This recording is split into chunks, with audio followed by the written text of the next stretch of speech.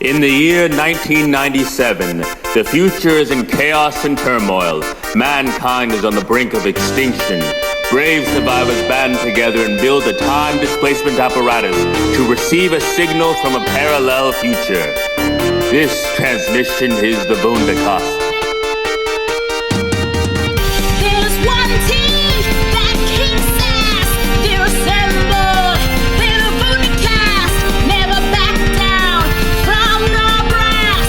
Always start first. Never finish last. Had a max speed. Bit too fast. Oh no, they're out of gas. It's okay there. Just a podcast. They're the greatest. We're the Vundacast.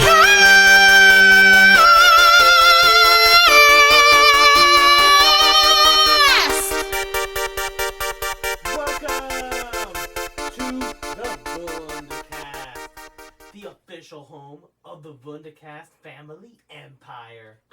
Dominion. I think we prefer Dominion. The Vundacast family dominion. That's right. I am your host, Stephen, the patriarch of this Vundacast gaming empire. Gaming.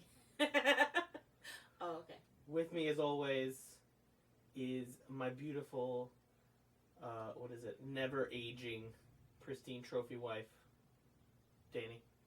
How you doing, Dani? Hey, ruining all your jokes. Ruining all my jokes. Yeah. And next up is my prodigal son, Rusty, the little chihuahua of @MidnightHounds on Instagram, and Duke, the cute one, and Xena, the lady one, and Morty, the special one. Special in quotation marks. So, today, on the Vundacast, we're proud to have joined you now in the month of September. Woohoo! Do you remember something in September? Don't copyright infringement. September. How are you doing, Dave? I'm alive. She's This alive. It's been a long time since we've podcasted. Confirmed. I've been needing to take a break. There's a lot of stuff going on, and I guess now we're trying to sneak back in. No, there's no sneaking. I feel like we should, at this point, What? I feel like we No. should always, excuse me, I feel like every year we should schedule a break. Like, I feel like a lot of other people do it, and I think Yeah. that we need to, because we always think we're like, yeah, we're going to do everything, and then there's always an inevitable period of the year Where we're we just, like, take a month off or two and I feel like we need kind to of schedule, recuperate. like, scheduled breaks. A hiatus. Sure, I guess. It's just, you never know. I think that the beauty of the podcast is that it could be organic and open and unrestrainable by schedule Oh, or yeah. thought or I whim. think that is all, that's silly. in Maybe. my- Yeah. Maybe it is silly. Or maybe Or maybe. it's the future. Maybe. Boom. Unpredictability. So what, you want to take a break every August? You want to take an August break? No, we don't have to talk about it right now. I mean, No, let's talk about it right now. You brought it up. Let's go. I don't know. I'm not going to think about this right now. Let me consult my old farmer's almanac Ooh, the for the Farmer's best Almanac times says that the best time to take a podcast break break. is after you've won the internet. Yeah. Which only lasts for about 5 minutes. Exactly. I am your host, Stephen, and today we are talking about a movie that I am so proud that we featured on our Trailers from the Crypt panel, because now I feel like super genius Mm-hmm. for shining people up to this film because the trailer was so good. And usually trailers that are really, really, really good usually are for bad movies. Yeah. Like, maybe like Suicide Squad, maybe, or like other films. You could know, if you know any movies that have specifically really awesome trailers and are not that effective. Oh man, Please. the Suicide Squad trailer was the most heartbreaking one, because I will tell a story. Am I allowed to tell a story? Okay. We did shrooms, and we were at a hotel in Orlando, as we like to be. We like to be chilling. And so we decided, as the shrooms were kicking in, like, oh, let's watch the Suicide Squad trailer, because it had recently dropped. We watched that thing 10 times in And a it's row. so colorful, so Because it's sexy. such a beautiful trailer, especially when you're on shrooms and like all the colors and the music and like Harley Quinn, and it was so great, and it made me so hyped for that movie. I thought the Joker was going to be the big bad. I thought it was going to be really fun and comic booky, and well, we all know how that turned out. So, good luck to James Gunn, who's going to try for a second time. The problem is that trailer sold because the Joker was the last shot of the trailer and the highlight of that trailer. Yeah. It sold the concept in that movie that the Joker was their villain. Yeah, that's what I just said. I got you. Yeah.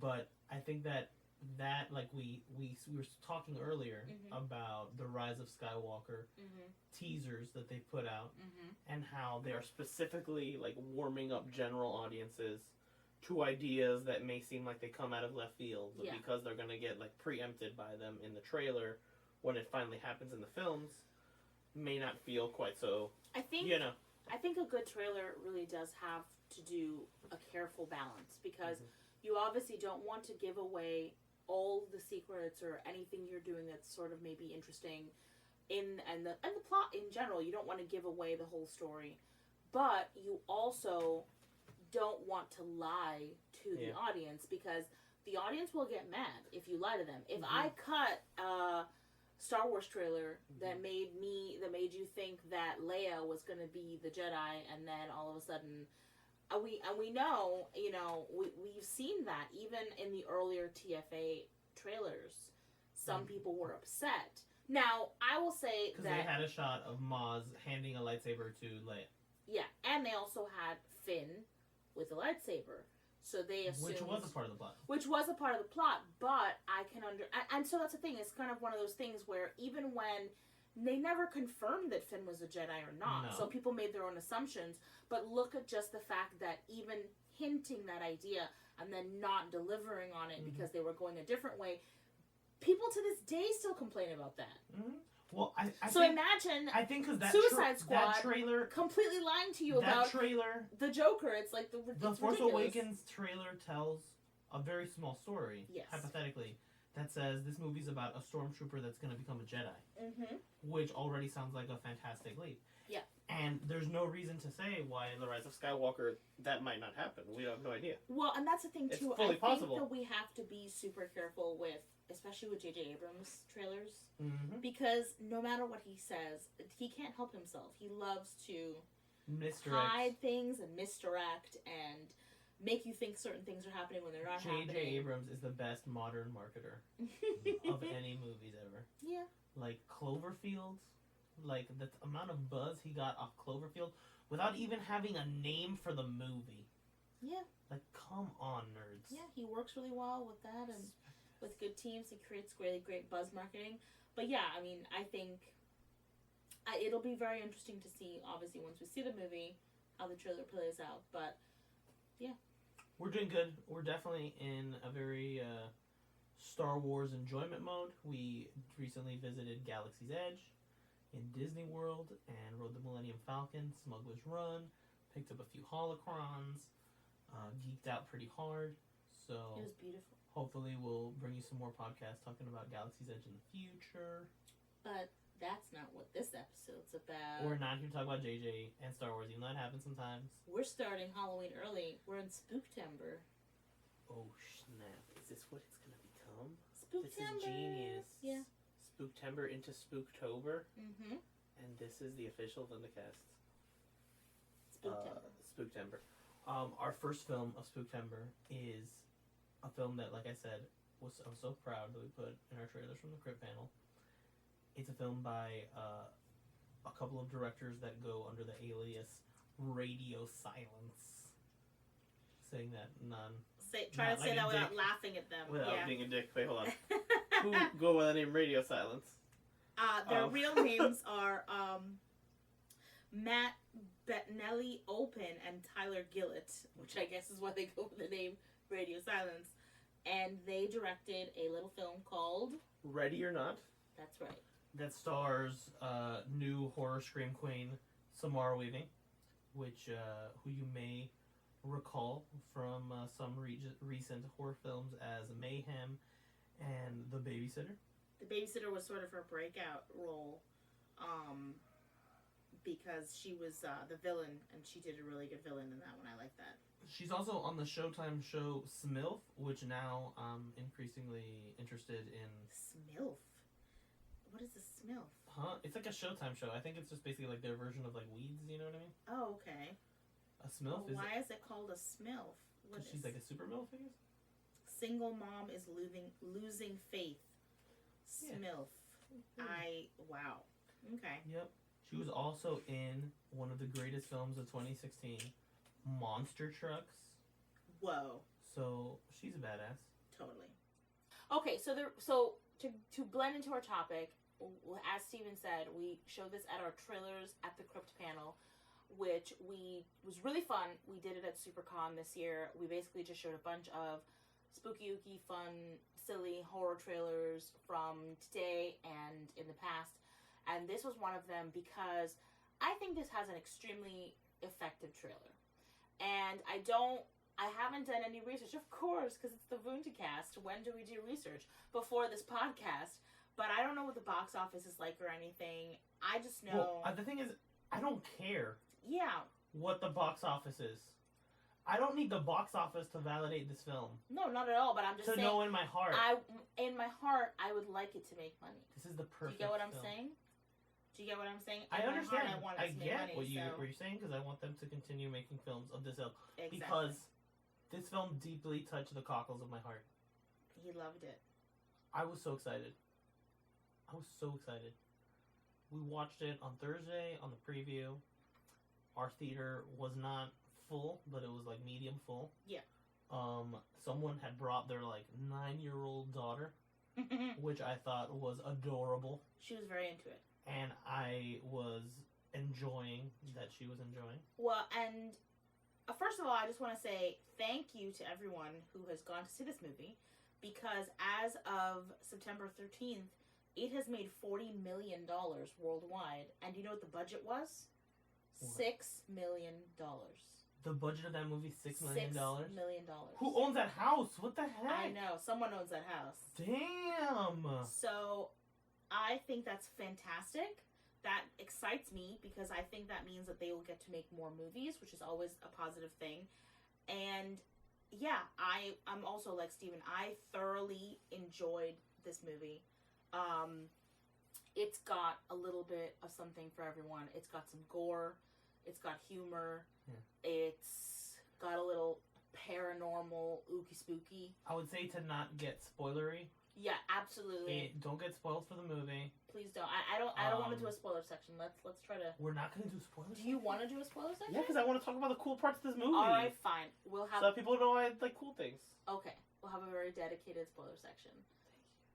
So I just want people to think like, this movie is the dream movie. If you'd like gore, splatter, die hard, okay, in a house with Victorian aesthetic, right? Mm-hmm. It's a Victorian. Am I correct in my time period? Maybe something like that. Old timey, right? Old timey aesthetic. Old timey. Old timey. The comedy, the ensemble cast really works well together. I can't think of no weak of link. a weak link in the cast. The child actors were actually pretty good for child actors. The old lady, what is her real name? Oh, the old lady. So there's one woman who plays. She steals the trailer. Come on. She steals the movie. Oh gosh, I can't remember. Actually, my only complaint though, she had more dialogue. Yeah. Because she was hilarious. She played the aunt. She played Dunkelman, Alana Dunkelman. She was the aunt. That was her character. Of our main character's husband, and she was really, really funny. She had great comedic timing. Does she not have a? Does she not exist? She's invisible. Is she not? Is she too old for IMDb? That sounds very ageist of you. Huh? Well, I meant She's it actually, in a whimsical fashion. Oh, okay. She's actually the director's aunt. No, I'm kidding. But she's not listed. Whoa. This is strange. So is she actually the director's on? Yes, she is. She's listed here. Nikki Godagny. She was on Helene. Nikki. God. Oh, there we go. That's a Yeah. weird photo. Yeah, because it's her like 30 years ago. Wow. She was in Cube. She was in Cube. Holy crap. There you Wow. go. You see all the awesome things that are on the podcast? You see what happens when we don't do research beforehand? You get to listen to us in our process So I of discovery. love Nikki Godagny. Way Yeah. to go. You're freaking awesome. You stole this movie. Your eyebrows, your intensity, the way you carry an axe. That capelet that you wore the whole time, fantastic. I would love to go to a convention. The costume design for her alone was worth the price of admission. Mhm. It was just so good. I would love to go to a convention and see a whole group cosplaying as this family, Yeah. and then have somebody there as the bride, like getting chased around the convention and hiding, talking to people. There's some really fun cosplay opportunities for people who are horror fans that enjoy this movie. I think that it was something that blended horror comedy really well. And I'm gonna be honest, guys, like, it's a $6 million movie. It did not look like a $6 million movie. It looked far more expensive. And I know that, I don't know if that's a, compliment or not for some people that might seem, but I think it is, because a lot of times, even with movies that look like they have a smaller production budget, you end up looking at the budget and it's like, oh, 20 million, oh, 30 million. To do what they did for $6 million here is really impressive. is impressive, because there was some really beautiful and artistic work being done in this movie. Great ways they shot this, a lot of practical effects. I mean, there were children, there were animals involved. They really knocked it out of the park and utilized a lot of very cool elements. Yeah, there's car stuff. There's like they cover all the gamuts of like, we can do this, we can do that. It's a beautiful. It's a These actors work It's for a scale. great. It's a great like director's reel demo tape movie. Yeah. In many respects. So go see it, because if you see it, you will want to marry this movie if you're of the Vundacast mindset. Yeah.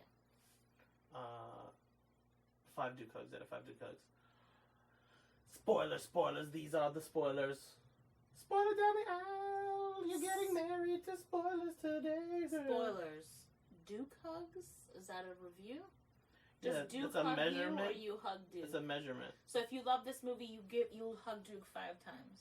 No, like, you'll love it as much as love is grown, like, per molecule by Okay. a Duke hug. Let's work on Like that. a Duke hug creates a radiating positive energy. We're still working on our rating system. 5 Duke hugs is perfect.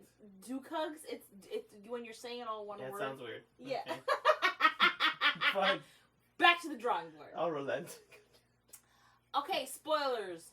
This movie was fucking awesome. Done. The end. Thanks for listening to the Vundacast. No, I will say spoilers. I definitely want to cosplay as her final form. All red, all one arm covered torn in up, blood. one hand bandaged. Yeah. So Samara Weaving plays a character named Grace. Grace is getting married to a man named Alex, who is part of a very rich, old, mysterious, and successful family called the Le Dumas family. And she is an orphan. Mm-hmm. So right away, you get a sense of stakes. She's never really had family. She Mhm. really wants to be a part of one.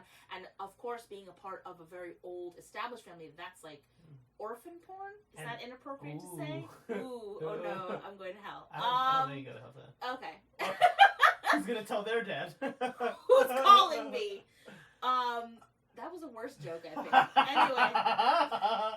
Anyway. So- we're the spoilers. You can do whatever we want now. Spoilers were offensive now. No, but yeah, she We're just... spoiled. So it's just that she really... You get a sense of stakes immediately, and why... And I like that what it does is it establishes why she may put up with some sort of weird behavior from the family for a very long time, because she wants to She's fit familiar in. with it. She wants, and she also just wants to be able to fit in. She wants to be able to make this work. The movie has tremendous production design.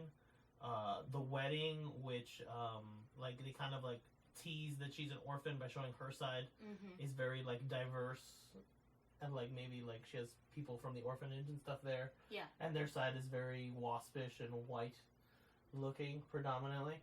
The family members that she's marrying into. My favorite performance was probably Adam Brody. I thought played it really well. I haven't seen Adam as Brody for a while. Daniel Ladomas. And he did a great job. And his whole character had like a will they, won't they, like be good or bad. Like will he fall and like join his family or not? So basically, you know, the will they, won't they is awesome. the fact that once she marries into the family, there's a tradition that you have to play a game. To be like initiated. To be initiated. And there's a mysterious box that was given to the patriarch of the Ladomas family all the years ago before he established his fortune. And part of his agreement with the person, Mr. LaBelle, who was going to reward him his fortune, was play this game in your family every time you have a new one in, and then if you play this game with me tonight, I will support any venture you have, right? So they have to play this game. Everybody has to play this game, but obviously something's a little off about this game. What I liked about the mystery of the box is that you get a flashback at the beginning of the movie that sort of hints that something bad is going to happen, obviously. It doesn't hint, it tells you. Something bad's going to happen to this poor character named Grace, to Samara Weaving's character. And then when the box comes in, there's this very real element of, okay, well, something could be as innocuous as Old Maid or Bridge, and then chess, and then she pulls the card that says hide and seek. And hide and seek is the one game that nobody wants to play, because it is the game where you, as the new family member, have to hide and everyone has to seek you, and if they find you, they have to sacrifice you. And also, if you it's amazing how the movie like draws you into the gaming history of the family, and has all this great production design that seeds that, you know, you're making the Devil's Gambit is the name of one of their popular games, and each game is like a small pun on the different themes that are running through the movie itself. So because they're playing hide and seek, and because their father was born in old-timey times, they have like, the family has this back and forth what level of rules they should have when they hunt her down, whether to use modern technology or not, and they're trying to lean on like not using their in-house camera system and not using like their servants and basically and using their dad's old-timey weapons. Essentially, just as a story point, it's great because you can tell the writers and the director, they give you an established reason and rule why they don't do certain things. Because you ask yourself, why wouldn't they just use cameras? Why wouldn't they just use guns, modern guns, AK-47s?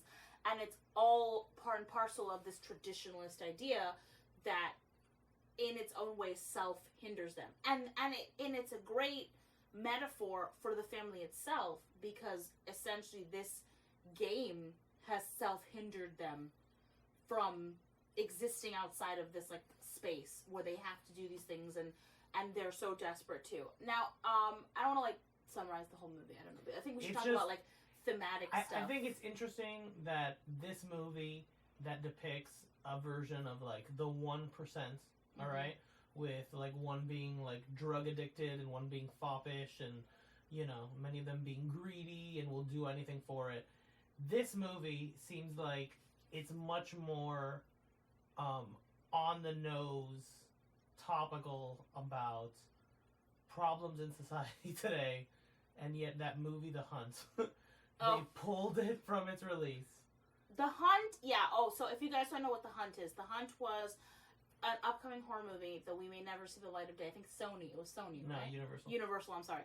But it was made by Universal, and it was about, it was basically like a Most Dangerous Game type iteration where people who were considered, I guess the summary that I heard was people who were considered deplorables were plucked and hunted by rich people for this movie. That's they're taken to a foreign country. Taken to a foreign country. Is America. And they're pretending it's America, and they have to escape or whatever. And so what happened with that is people not even knowing the real story of this movie, not even having seen the movie, a certain subsection of our society freaked out and said, those liberal Hollywood elites are trying to kill us, rabble, rabble, rabble.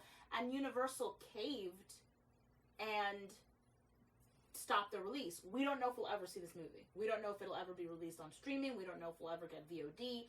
We have no idea. Right now, there's no theatrical release. So this movie was completely pulled. And as Stephen said, I think this movie, I haven't seen The Hunt, so I don't know what's going on with that. But this movie was very incisive about class struggle. I think the reason why the people hunt is because people who were sort of like the Twitter alt-right crowd think, oh, they're attacking me personally. Me, Kathy Sanfey, the lady who loves Trump. You know what I mean? Like MAGA hat Kathy. But like in this movie, it is a very excoriating commentary on rich people and on our class system in the United States. Because essentially, the card game is random. You don't even get... So, like, right from the get, the rule is... You know, we already know right from the get. They don't think that she belongs. Some of the family doesn't think she belongs by virtue of she's not rich. She's not born into anything. She has no family past. Then when she plays the card game is completely randomized. There is no, like, you shuffle a deck. It's literally like you put the cards in this box, you press a button, and the card pops out. It's the hand that you're dealt, literally. And so other members of the family who were married into the family got very simple games. They got Lucky. They got Old Maid. They got, you know, something else, or Go Fish, or whatever. She gets... And the other wives, one of them was like, she came from her family. She's willing to do anything. She was excited at the... Yeah. At the opportunity... to do anything. That one day I might have to kill somebody to be a part of this family. Yeah. So, that's the thing. Once you get married in, you get initiated into the rules. And the rules could be one day someone's going to pull this hide-and-seek card. We're all going to have to sacrifice them to the devil. And as Stephen said, they don't even mention Satan until the end. We just know they got to, you know, but you get the hints because they sacrifice goats. We all know who the goats are for. Satan's a coming. Anyway. I know what gift shop he likes. I know what gift shop he likes. But it's great because, yeah, she gets this card, hide and seek. This woman who has obviously struggled her whole life, maybe financially, you know, with belonging because she doesn't have family. She's had to build herself up. Now she has to literally run for her life. And it's such a great commentary on how you are born sometimes into circumstances you have no control over, and then you have to adapt and survive or die, and that's it. And then there's advantages that all these people have that you don't have. And it was really brilliant because it also blended into the idea that the Damas family is doing this strictly, like, they keep talking about their fear of death, right? They're like, we fear death because they're like, if you don't play the game, you have a fate worse than death. And they keep hinting at it, and you obviously don't see that until the very last moment. What exactly happens. But they still have doubts about it. But they have doubts about it. Yeah. And really and truthfully, I don't think it's the fear of death that stops them from playing the game as much as it is the fear of losing everything they have. And I think that's sort of how it plays into the fear, is that rich people are, and we see this now in our society, people with money are willing to do a lot of really terrible things to maintain their status quo. It's almost as if, like, at least the way the movie plays it, it's almost as if you do a terrible thing and you consolidate to keep it secret. It's almost like it shows your power, it like perpetuates your own power, and that's thematically or literally what they're trying to do in the movie. It's almost like they're trying to reaffirm their pact with the devil. And it's interesting because LaBelle, as a character, this mysterious character that the original they talk about over and over. They talk about over and over. You get a sense that he's punishing this family, because at one point the father-in-law of Grace is like, I don't understand why you couldn't have negotiated a better deal. Like, he yells to the patriarch, and I agree with him. It's, you actually see that it's really about how people with very old money families, their ancestors may have done really horrible things.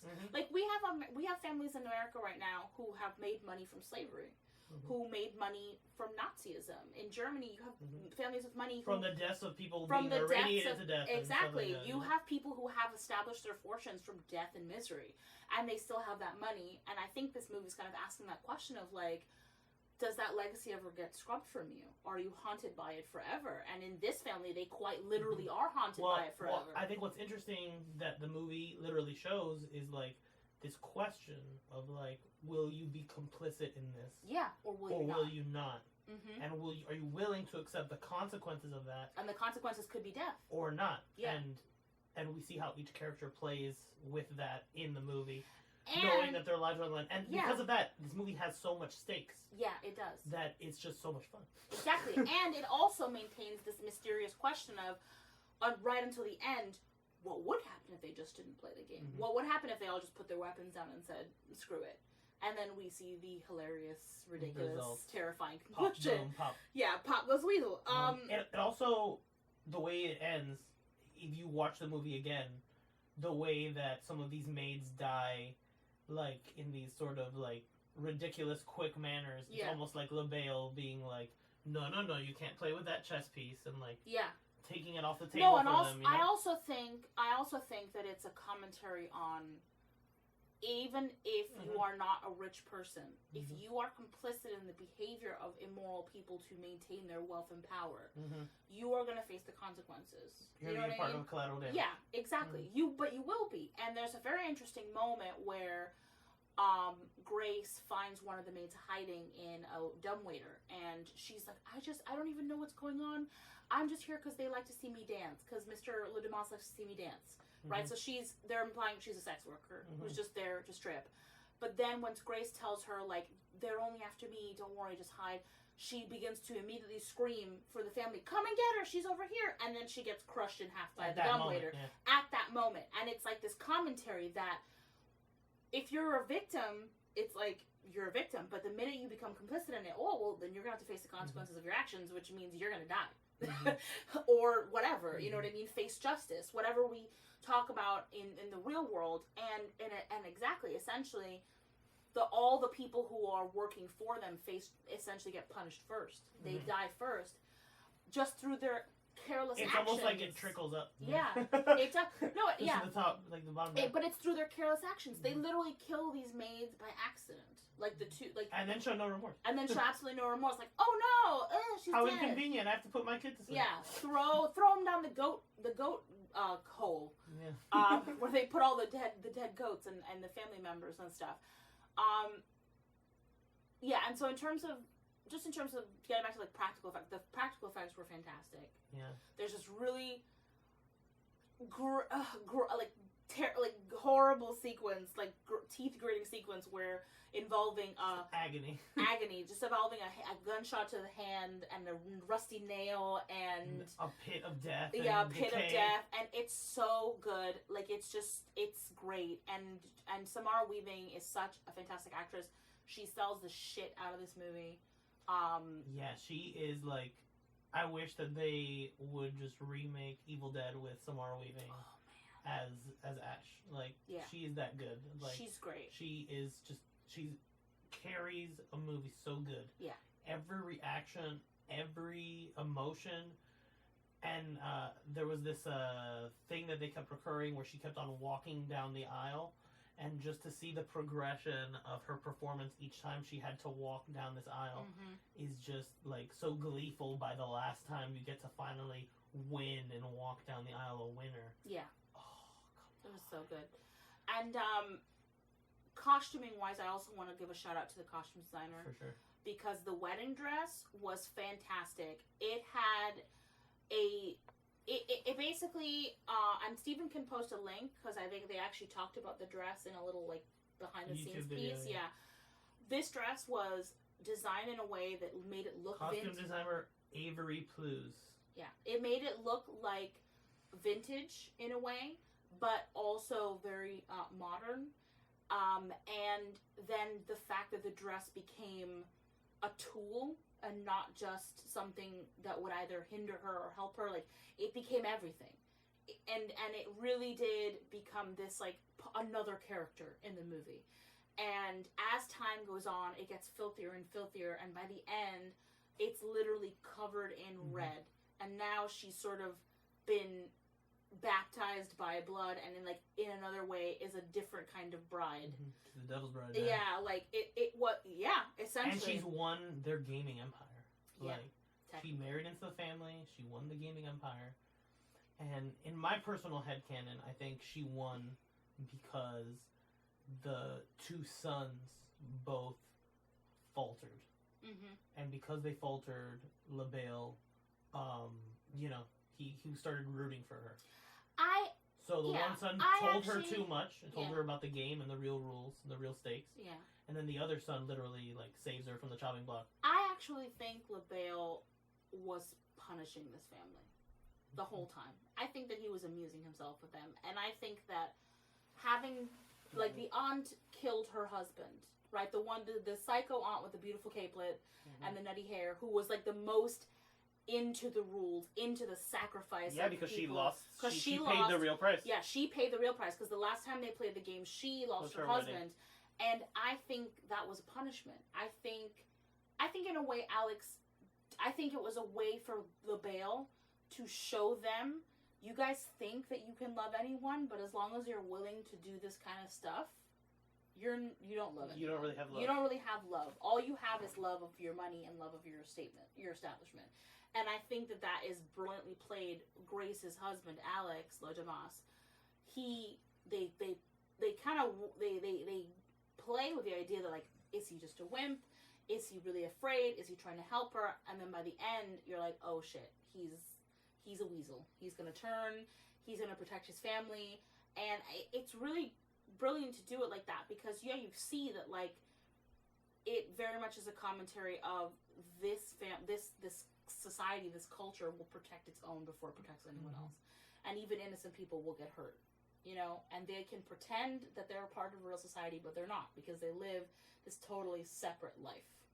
And he even has this brilliant speech where he says, we used sacrifice goats every whatever for this purpose, and I thought it was normal.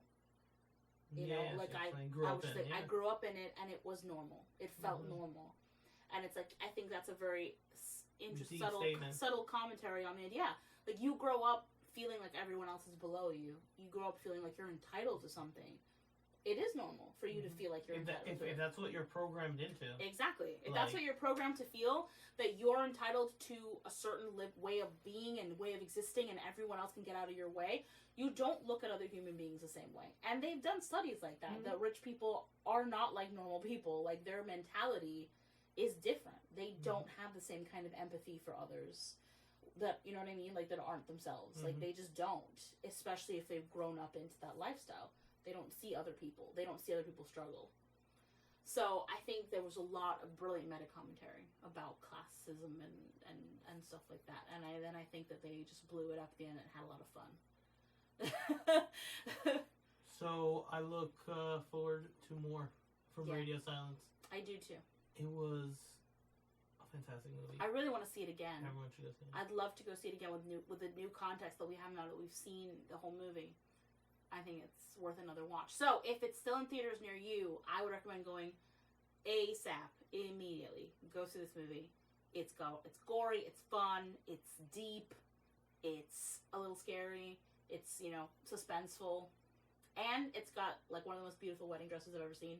So if you're really into wedding dresses... I would say, too, recommend it's good for, like, if you have a 13-year-old, bring your teenagers. This is a fun... This is, I think... This is a teenage-worthy horror movie. Even though it's rated R, you can totally take a teenager to see it. The 9-year-old in the theater, she was having a great time. She was having a blast. As was I. Thank you for listening to the Vundacast. Please make sure to subscribe to us on YouTube, by searching Vundacast Productions, and we have a bunch of our back catalog of podcasts on there, and working on new content for y'all. Make sure to check out our Instagram at Vundablog for visual components of our nerdiness. Yeah. Make sure to check out at Midnight Hounds to learn more about our adorable dogs that are sleeping during this whole podcast, like professionals. Professional puppies. Like professional dogs.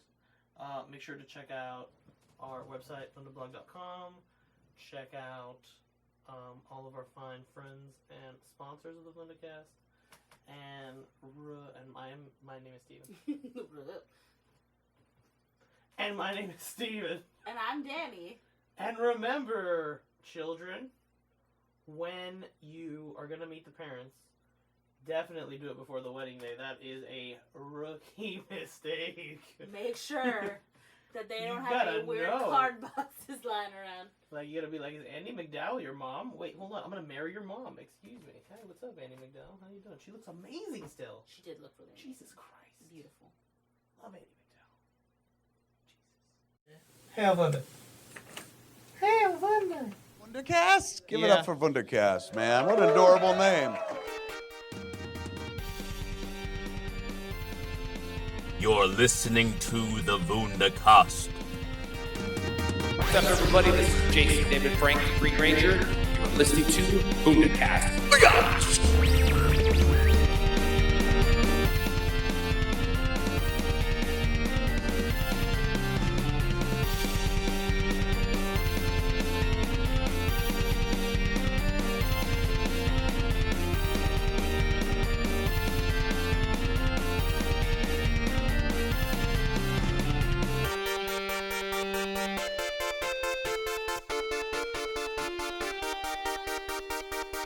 Subscribe to the Vundacast.